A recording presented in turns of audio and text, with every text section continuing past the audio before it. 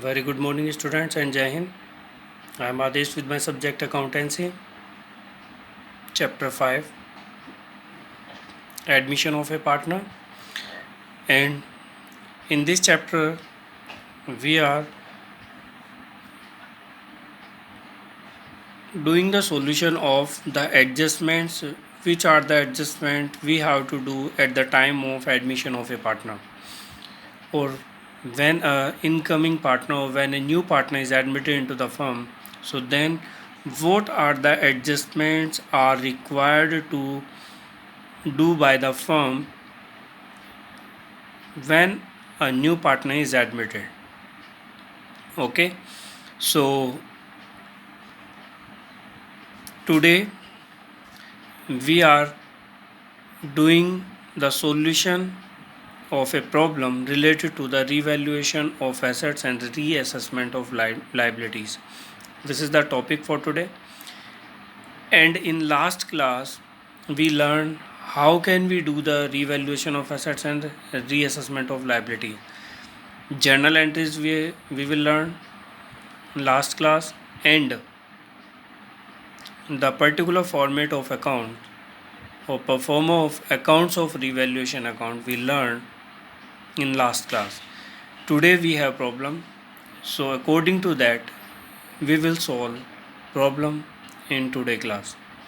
Okay students, so now first we have to read the problem. From this problem we can learn and we will learn many more things which is related to the revaluation of assets and reassessment of liabilities, which mostly comes in your board examinations. The adjustment will come in your board examination when in which you have to do the solution related to the revaluation account. So student question is, past journal entries to record following transaction. They said they want to do the solution in past journal entry, not in particular account, not a revaluation account. It is clear? So they are asking the journal entry to record following transactions on the admission of Z. Z is a partner who is admitted into the firm as a new partner. As a partner in the firm, journal of X and Y who are sharing profits in the ratio 2:3. X and Y, there are two partners. Those who are sharing their profits in X and Y, they are sharing profits in ratio 2:3. Okay, now we having a first problem. The value of furniture is to be increased by rupees 10,000. Value of furniture increased by and to. There are two words which play a main role in this type of adjustment. By rupees 10,000 means furniture values increased by means 10,000 रुपये के द्वारा furniture की value को increase किया गया है. तो it means furniture 10,000 रुपये की वैल्यू से इंक्रीज हुए हैं. The value of furniture is to be increase ₹240,000. Furniture increased to 40,000 means 40,000 रुपये तक इनकी वैल्यू को बढ़ा दिया गया है. अब जो प्रेजेंट वैल्यू होगी फर्नीचर की वो 40,000 रुपीज़ होगी, और ऊपर वाले ट्रांजेक्शन में 10,000 रुपये से बढ़ाई थी. पहले कोई भी वैल्यू थी उसमें 10,000 रुपये और प्लस करके उसको इंक्रीज़ कर दिया गया. Book value of the furniture is ₹20,000. Furniture की बुक वैल्यू पहले 20,000 थी, अब उसको बढ़ाकर 40,000 कर दिया. इट मीन्स 20,000 से इसको इंक्रीज़ किया है. Next, the value of furniture is to be bought up to 120%.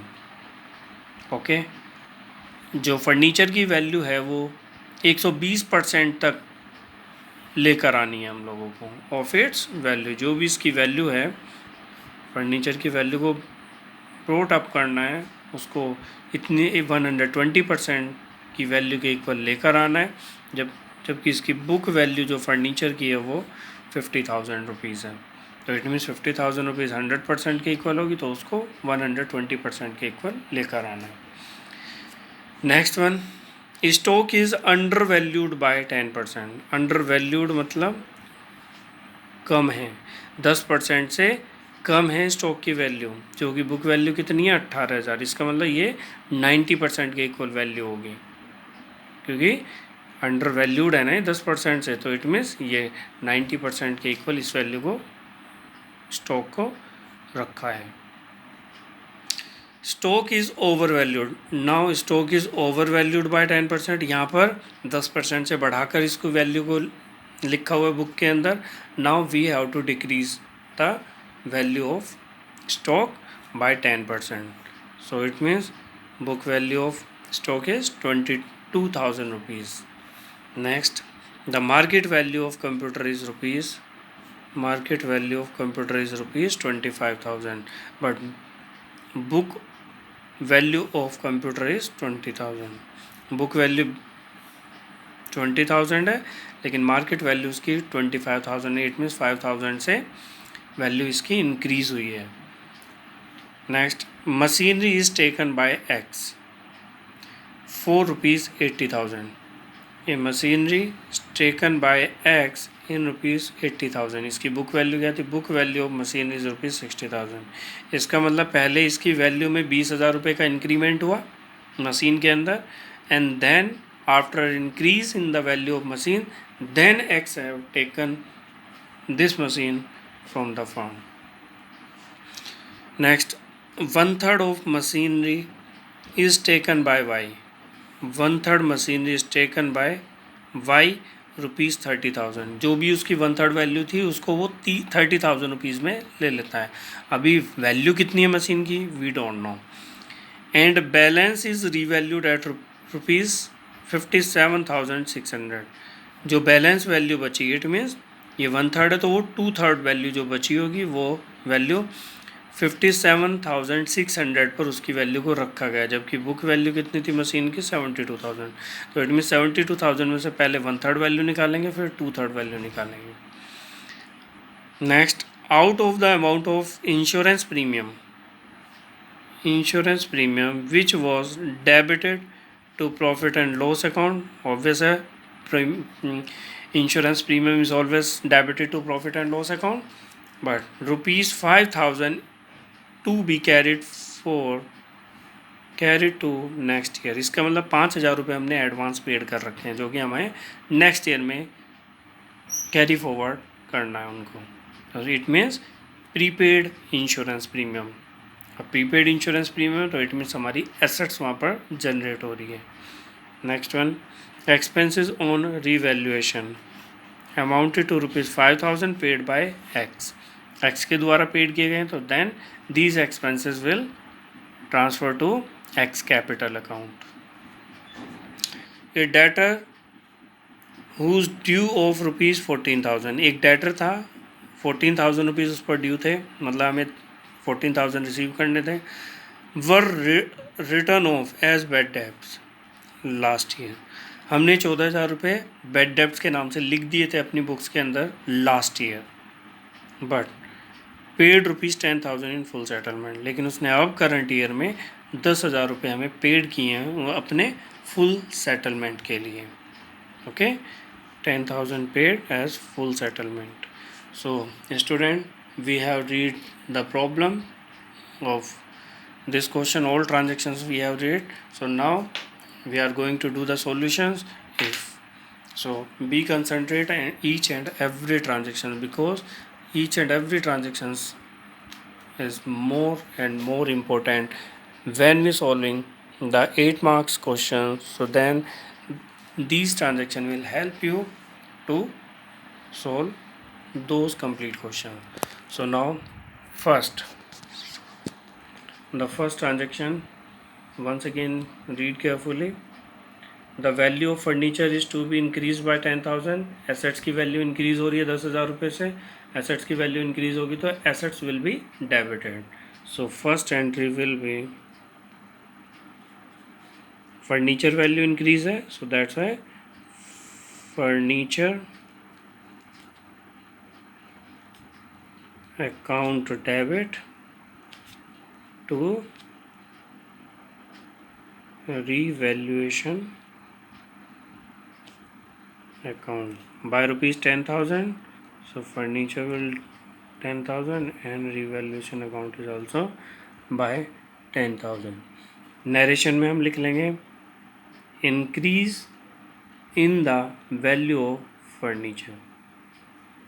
Okay, so narration you can write by yourself also.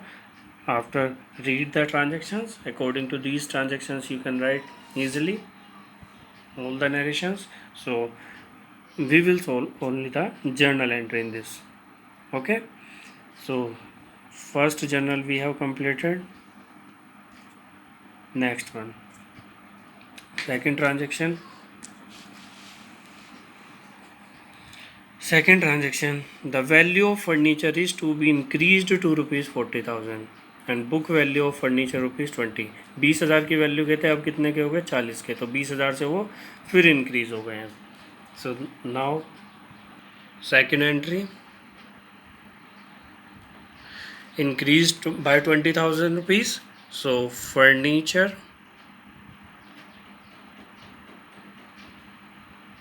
account debit and to revaluation. जब भी कोई एसेट्स हमारी इंक्रीज़ होती है तो वो डेबिट होती है, और जब भी डिक्रीज़ होगी तो वो क्रेडिट हो जाएगी, और इसका वाइस वर्सा आपका लाइबिलिटीज़ पर इफेक्ट होता है. तो 20,000 से इंक्रीज़ हुए 20,000 rupees, it will be debited and revaluation credit.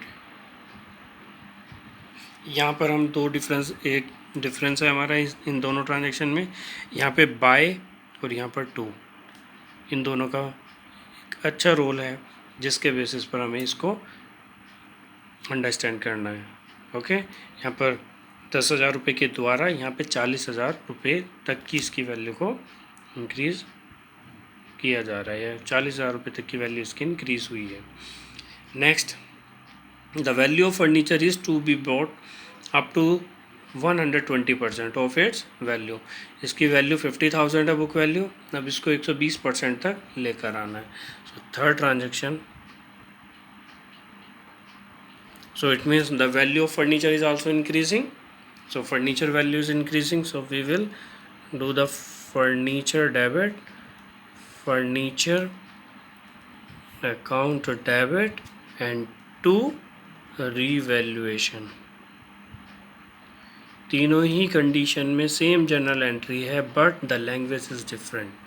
यहाँ पर फर्नीचर की value I am showing you the calculation also. Furniture value 50,000 rupees थी, 120% पर लेकर आना है. अब तक वो कितने परसेंट पे थे, 100% पर. तो ये टोटल वैल्यू आपकी आ जाएगी सोल्व करने पर 60,000. ओके, सो हमारा टोटल वैल्यू कितनी इंक्रीज़ हुई है, तो 60,000 minus 50,000.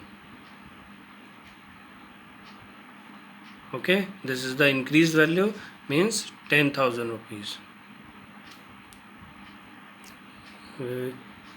Write 10,000 rupees as a, have you got it students? This is the calculation. They said na कि book value of furniture is rupees 50,000 but it's brought up to 120%. Okay, next fourth one, stock is under valued bye 10%. जो stock है वो 10% की value से कम हो रखा है, जो कि 18,000 है. अब उसको 100% के इक्वल लेकर आना है हम लोगों को. सो इट मीन्स 100% के इक्वल लेकर आएंगे तो stock will increase. If stock is increase so then it is assets and assets is increase, so that's why it will debit. So stock account debit to revaluation account. क्या transactions होगी यहाँ पर? Stock हमारा 18,000 rupees है जो कितने 90% के equal है. सो मल्टीप्लाई अपॉन 90, कितने परसेंट के इक्वल लेकर आना है हमें, 100% के. सो ये हमारा कितना हो जाएगा 20,000. सो 20,000 की वैल्यू प्रेजेंट में होगी अब इसकी स्टॉक की, पहले कितनी थी 18,000, तो 2,000 से ये वैल्यू इंक्रीज हुई है।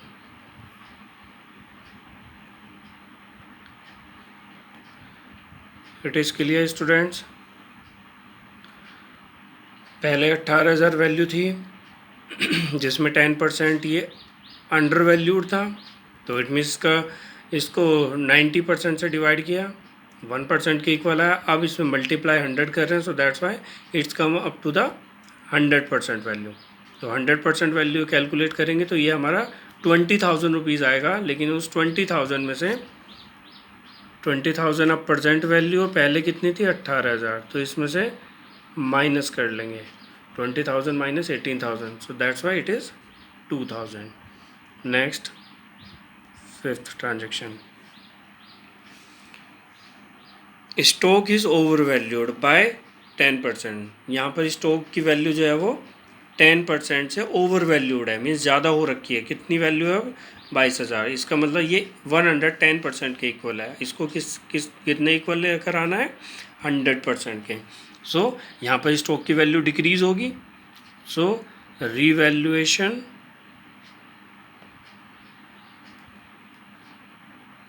अकाउंट डेबिट होगा, क्योंकि यहाँ पर स्टॉक की वैल्यू डिक्रीज हो रही है और स्टॉक इज एसेट्स, और एसेट्स की वैल्यू डिक्रीज होगी, so that's why it will credit. So to stock account, अगर स्टॉक हमारा क्रेडिट हो रहा है तो डेबिट में रीवैल्यूएशन अकाउंट। पहले कितनी वैल्यू थी इसकी 22,000, जो कि 110% के इक्वल है, अपॉन में 110, और कितनी परसेंट के इक्वल लेकर आना है 100% के, तो ये आ जाएगा हमारा 20,000। ओके, पहले 22,000 थी इसकी वैल्यू, अब 20,000 है। सो यहाँ पर भी 2,000 रुपीज़ का अमाउंट डिक्रीज हुआ है स्टॉक के अंदर। Next, sixth transaction. In six transaction the market value of computer is 25,000, book value of computer is ₹20,000। Book value 20,000 है, लेकिन अब वो 25,000 का हुआ, तो वैल्यू इंक्रीज हुई है 5,000 से। Computer is an assets, so if it is assets, so then the assets value is increase, so computer account debit and to revaluation account. 5,000 value, market value 25,000 हुई है, पहले 20,000 वैल्यू थी, तो 5,000 का इंक्रीज़ हुआ है, तो 5,000 से इसको वैल्यू को इंक्रीज़ कर देंगे कंप्यूटर को। Next, machineries taken by x ₹4,80,000, book value of machinery is ₹60,000। 60,000 की वैल्यू पहले 80,000 वैल्यू हुई, तो इसमें इट मीन्स मशीन की वैल्यू 20,000 से इंक्रीज़ हुई है। सो यहाँ पर सेवन्थ में A part, two transaction will be there ना, तो मशीन की वैल्यू 20,000 से इंक्रीज़ हुई है। पहले बुक वैल्यू 60 थी, लेकिन इसको 80,000 की वैल्यू पर लिया गया, तो it means 20,000 increase. So that's why machinery account debit and to revaluation account 20,000. Now machine is taken by X, so machine is going out from the firm, so then machine will credit, and who's taking? X partner is taking, so that's why X capital account will debit. So X capital account debit and to machinery account, that is 80,000 rupees.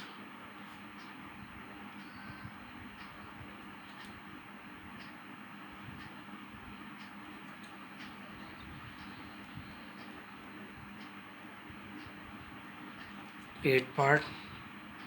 Okay, Eighth part is 1/3 of machinery is taken by Y, 4 rupees 30,000. Okay, so I have to do a separate calculation for this. So for that, 1/3 of machine is taken by Y, 4 rupees 30,000, and balance is revalued at rupees 57,600. Book value of machinery rupees 72,000. So 72,000 value of machinery is there. So 1/3 part is equal to 24,000, and 72,000 multiply 2/3 part इसका हमारा 48,000. So these are the two values differently, and this value 1/3 part is taken by Y in rupees 30,000. So now the new value of this machine is 30,000. 24,000 की value को 30,000 में Y के द्वारा लिया गया. Okay, लेकिन जो 2/3 पार्ट बच जाता है इसको बुक्स में दोबारा से जो रिवैल्यू किया गया है वो 57,600 पे किया गया है. कितना? 57,600. तो टोटल कितनी वैल्यू इंक्रीज हो जाती है हमारी इस मशीन के अंदर? यहाँ पे 6,000 का इंक्रीमेंट हुआ, 24,000 की वैल्यू को 30,000 में रखा गया और 48,000 की वैल्यू को 57,600 में. तो यहाँ पर टोटल कितनी वैल्यू इंक्रीज हो जाती है? 9,600. टोटल कितनी वैल्यू इंक्रीज हुई? 15,600. तो इट मीन्स इतना हम लोगों को प्रॉफिट हो जाता है इसकी वैल्यू के अंदर, किस मशीन की, क्योंकि इसकी टोटल वैल्यू कितनी आ जाती है हमारी? 72,000. बट इसकी टोटल वैल्यू कितनी रखी गई यहाँ पर? 87,600. तो 87,600 से इसको माइनस करेंगे तो हमारा 56,600 का टोटल बेनिफिट हो जाता है हम लोगों को. तो यहाँ पर सबसे पहले 15,600 की जर्नल एंट्री पास आउट करें as a revaluation. So machinery increased, machinery account debit, and to revaluation account 15,600 and 15,600.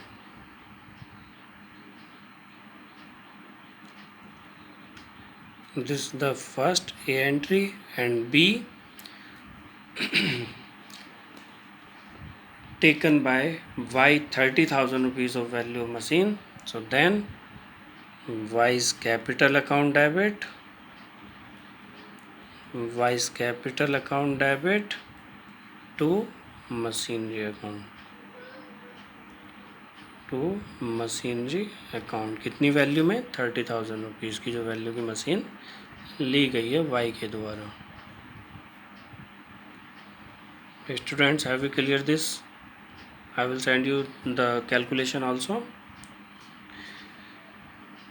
This is the journal entry for that. Next, out of the amount of insurance premium which was debited to profit and loss account rupees 5,000 to be carried forward to next year.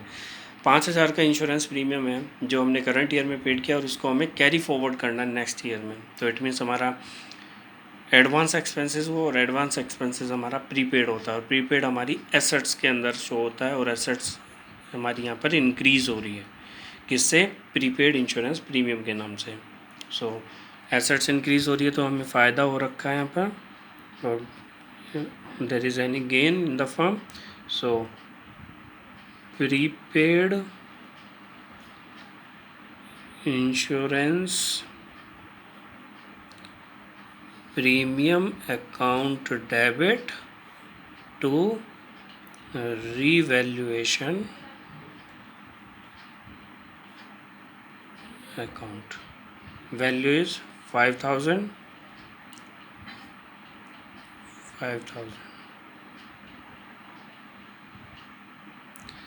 Next, 10th, expenses on revaluation amount to rupees 5,000 paid by X. X के द्वारा paid किए गए हैं तो it means x के capital account में transfer कर लेंगे इनको हम लोग. सो एक्स के कैपिटल अकाउंट में ट्रांसफ़र होंगे तो it means revaluation will debit. It is a loss. That's why revaluation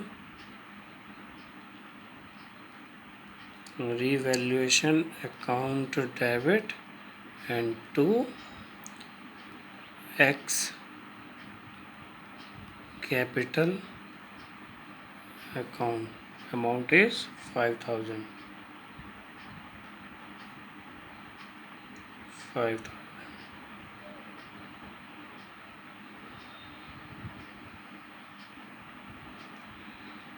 Next, 11th entry.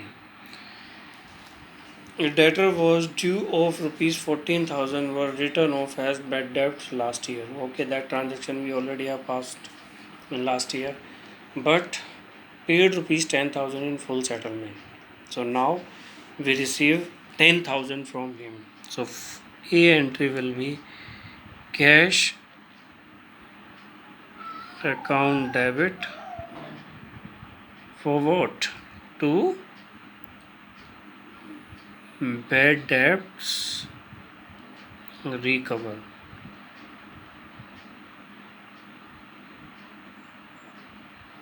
Recovered account. How much? 10,000 rupees we recovered from those debtors which we have recorded as bad debts in last year, but these bad debts recovered will transfer to revaluation. Why? Because we have gain from debtor or assets, we can say, is increased. Instead of bad debts recovered, the cash is increased in the form. So that's why these bad debts recover will transfer to revaluation account. So the journal entry will bad debts recovered account debit to revaluation.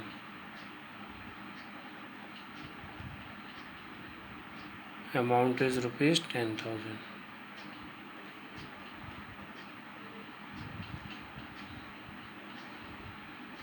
Okay student, this is the solution of this problem. So if you feel any problem, if you find any problem in this solution or related to this type of problem and the solutions, so then you can ask from me. So student, try to solve, do practice more and more related to this type of problem or related to the revaluation of account and reassessment of liabilities. Okay, in CBSE this problem always come in your board examination. That's why I am saying do more and more practice related to this one. Okay students, thank you for today. So I will send you the calculation also related to that journal entry which was 8th. Okay, so we having the calculation of this, so I'm writing the 8th 8 point on it. Okay, so by which you can understand how the 15,600 amount is calculated. Okay student, thank you for today. Thank you.